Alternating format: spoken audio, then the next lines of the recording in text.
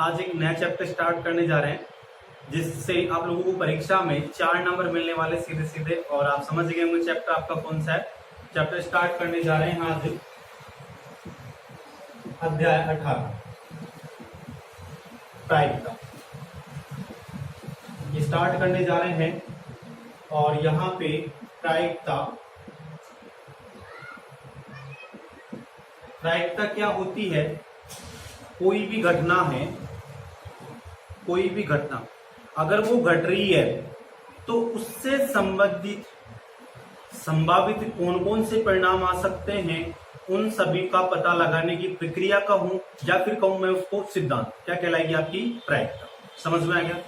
परिभाषा कहीं भी नहीं पूछेगा आप लोगों को बोर्ड एग्जाम में, सीधा सवाल ही पूछेगा आप लोगों को। मैं फिर भी बता रहा हूं, कोई भी घटना घटित होती है तो उसके संभावित या उससे संबंधित जो भी परिणाम आ सकते हैं उनको पता लगाने की प्रक्रिया या सिद्धांत क्या कहलाता है? आपकी प्रायिकता। अब प्रायिकता ज्ञात करने का फॉर्मूला क्या होता है आपका? अनुकूल, जैसे मैं कहूं घटना एक के अनुकूल होने की प्रायिकता। ठीक है, तो यहां पे इसका सूत्र होगा आपका अनुकूल स्थितियां या फिर अनुकूल परिणाम भी आपको दिखाई दे सकता है। और नीचे आएगा आपका कुल स्थितियां या फिर कुल परिणाम। और यहां पे एक बात और बता देना चाहता हूं मैं आप लोगों को, कंफ्यूज नहीं हो गए आप। कुल स्थितियों को निशेष स्थितियां भी कहा जाता है। अगर आप परीक्षा में कुल स्थितियां भी लिख देंगे तो भी आपके नंबर नहीं कटेंगे, और अगर आप निशेष स्थितियां लिख देते हैं तब भी आपके नंबर नहीं कटेंगे। क्लियर हो गया? तो यहाँ पे की कोष्टक यहाँ पे ए लिख देता हूं। ये है आप लोगों के सामने, मैंने सूत्र लिख दिया है। किसका सूत्र लिखा है समझ में आ गया? घटना ए के अनुकूल होने की प्रायिकता। ठीक है, इसके बाद में मैंने वहां पे लिख दिया है। अब देखो आगे बढ़ते जाते हैं। यहां से पी कोष्टक ए यानी किसको दर्शा रहा है? ए के होने की प्रायिकता। ठीक है, अगर मैं आप लोगों के सामने लिखता हूं पी कोष्टक ए के ऊपर ये बात, ये दर्शा रहा है ए के घटना ए के अनुकूल नहीं होने की प्रायिकता। ये किसको होने को, ये किसको नहीं होने को। घटना ए के अनुकूल नहीं होने की प्रायिकता। ठीक है, फिर इसके बाद में आगे मोस्ट बात और जान लें। इसको ज्ञात करना मैंने आपको सिखा दिया है। इसको आप ज्ञात कैसे करेंगे उससे पहले जान लेना, किसी भी घटना के होने और उसके नहीं होने का योग, किसी भी घटना के होने और नहीं होने का योग हमेशा कितना होता है? 1। ठीक है, छोटी छोटी बातें आप सीखते चले। ये मैंने क्यों लिखा है ये भी आप लोगों को अभी समझ में आने वाला है। मैंने क्या कहा? किसी घटना के होने और किसी घटना के नहीं होने का योग कितना है? 1। तो मुझे क्या निकालना? देखो यहां से नहीं होना तो कैसे निकालूंगा? पी कोष्टक ए के ऊपर बार बराबर 1 माइनस इस पी कोष्टक ए का क्या कर दूंगा? पक्षांतर पी कोष्टक ए। यानी कि किसी भी घटना के नहीं होने की प्रायिकता आपको निकालनी है तो आप क्या करेंगे? 1 में से उस घटना के होने की प्रायिकता को घटा देंगे। क्लियर हो गया? 3-4 महत्वपूर्ण बातें मैंने बोर्ड पे लिख दी है। ये फॉर्मूला भी आप लोगों को समझ में आ गया होगा। ठीक है, क्लियर हो गया? कोई दिक्कत किसी को? फिर आगे देखो, मैं कहता हूं असंभावित परिणाम की प्रायिकता 0 यानी 0 होती है।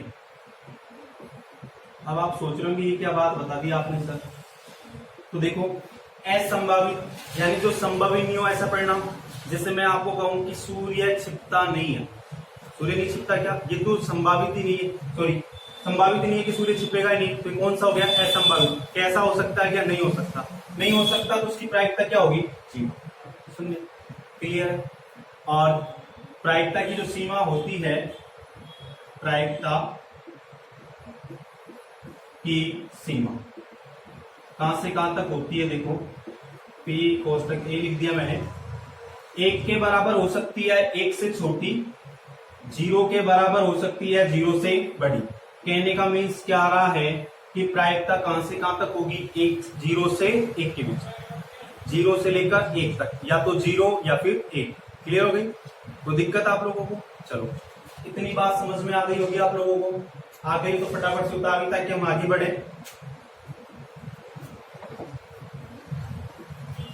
हाँ जी, अब आगे देखें आप, सिक्का। सिक्का सभी बच्चे जानते हैं, और सिक्के में क्या क्या परिणाम हो सकते हैं? चित्र यानी हेड, और पट यानी टेल। इसकी 3 कंडीशन आप लोगों के सामने होगी, और तीनों कंडीशन किस तरीके से आप बनाने वाले देखना बहुत आसान है।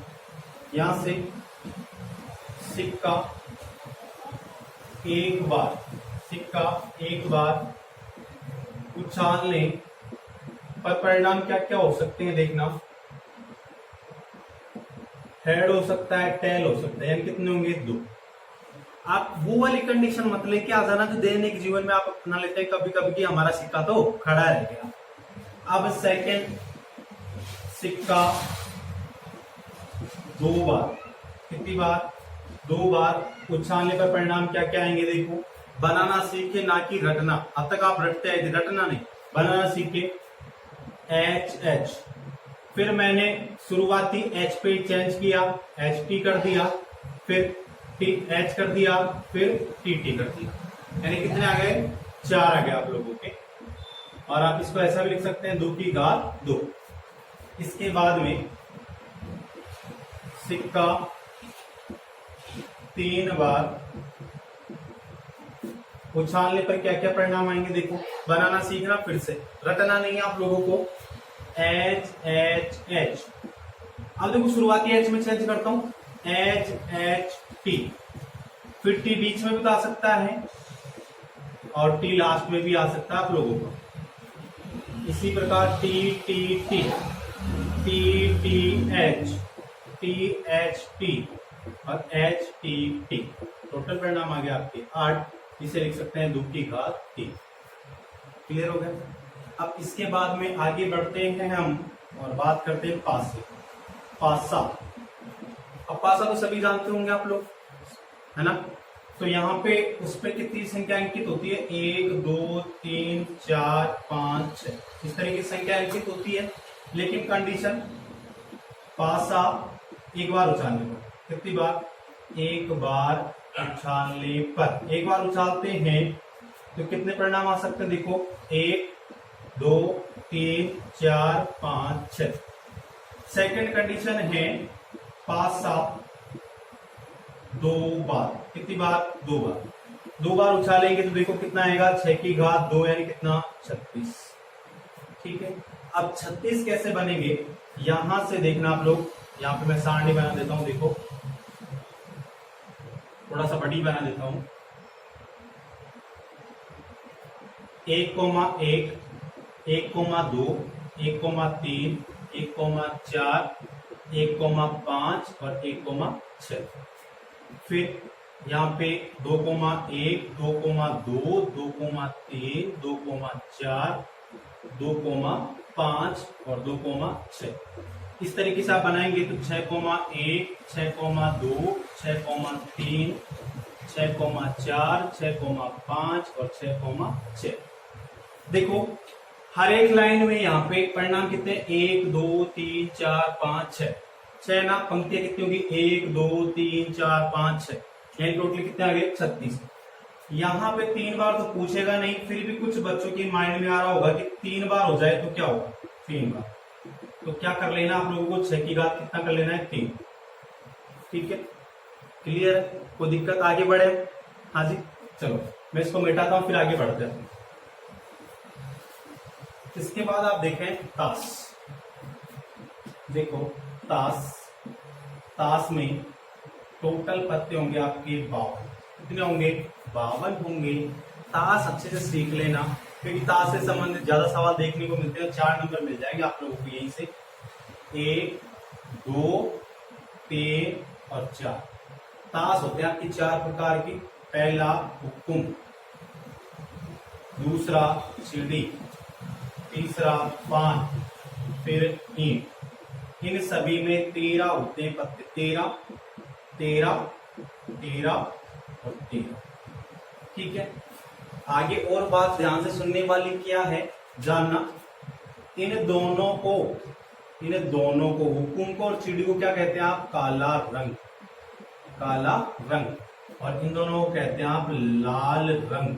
क्या कहते हैं? लाल रंग। जब अगर लाल रंग के पत्तों की बात आएगी तो पत्ते होंगे 26। पान की क्या आएगी तो 13, ईंट के 13, हुक्म के 13, सीढ़ी के 13, काले रंग के 26। अब देखो 13 कौन कौन से होते हैं। सबसे पहले इक्का। इक्का सभी में कितना होगा? 1 1। उसके बाद में इक्का बादशाह। बादशाह कितना? 1 1 1 1।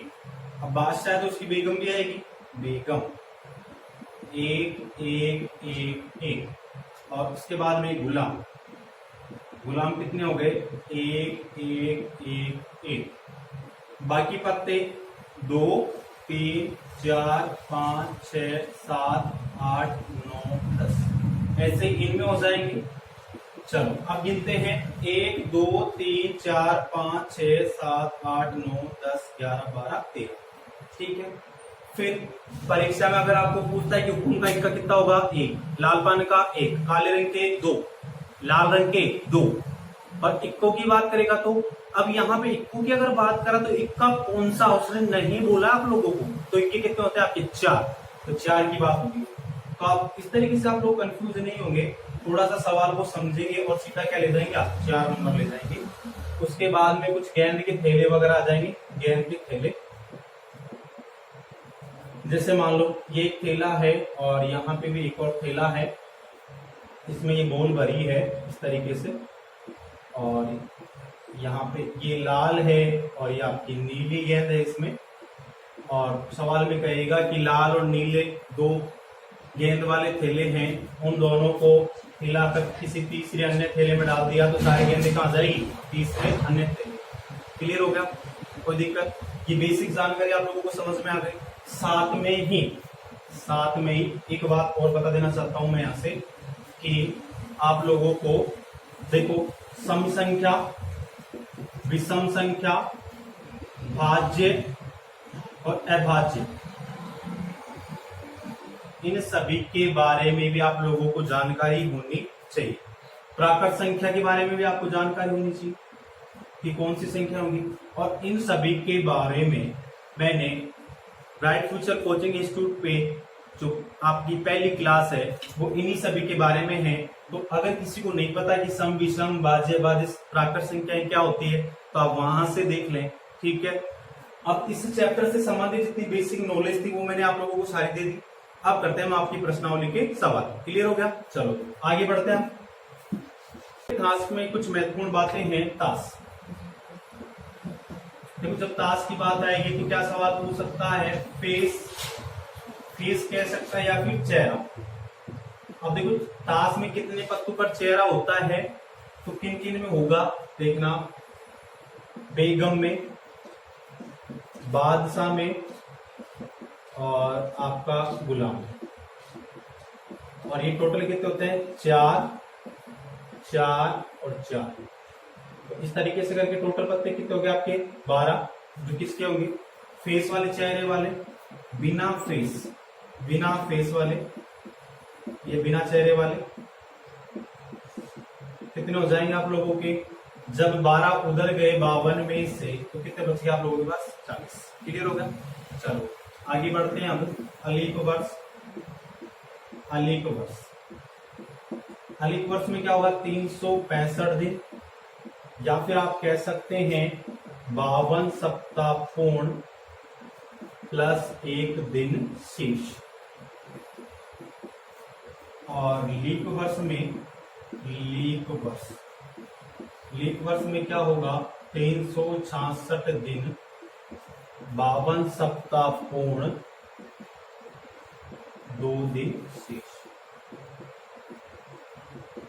ठीक, क्लियर हो गया। इतनी थ्योरी पढ़ लेना जो मैंने पढ़ाई है, बस 4 नंबर मिल जाएंगे आप लोगों को। और प्रश्नावली मात्र, अगर आप रिवीजन करने बैठेंगे तो मात्र 10 मिनट लगेंगे पूरी प्रश्नावली को पढ़ने। ठीक है ना। चलो आगे बढ़ते हैं, सवाल करते हैं आपकी प्रश्नावली की।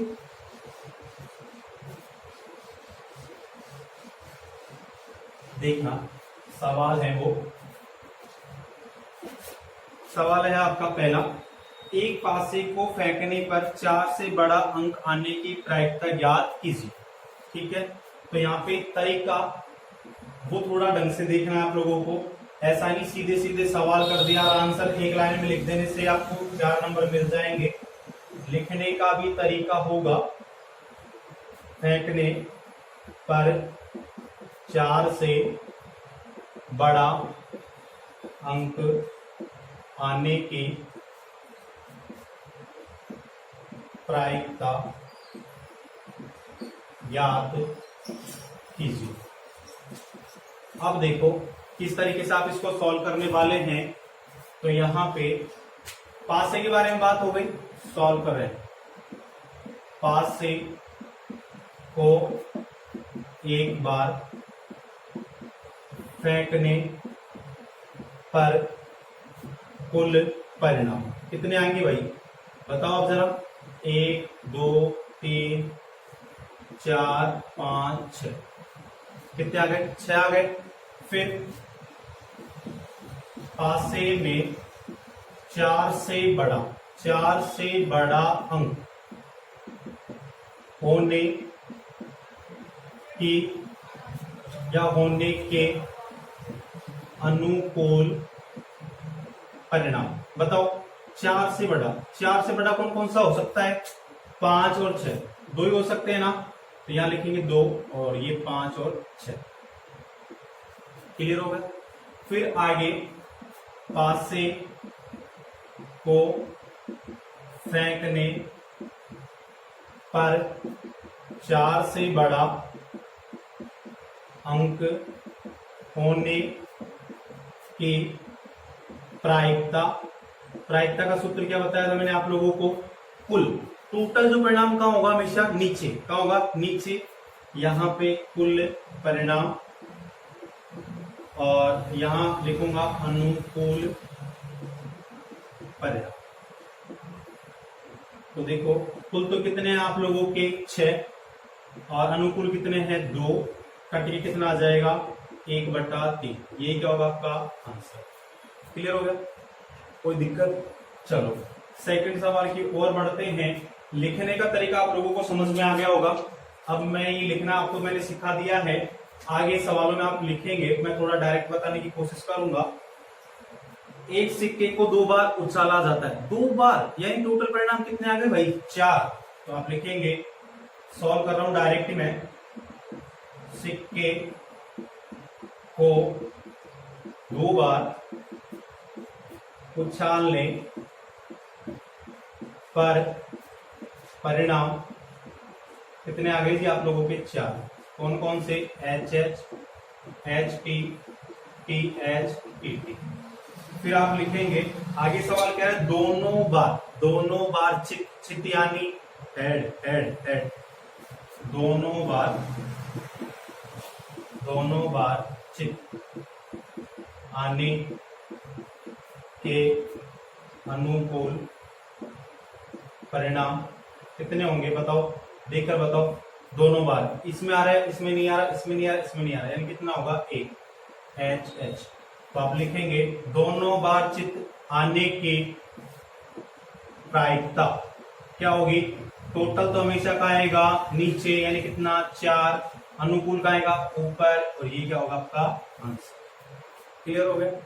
इसी तरह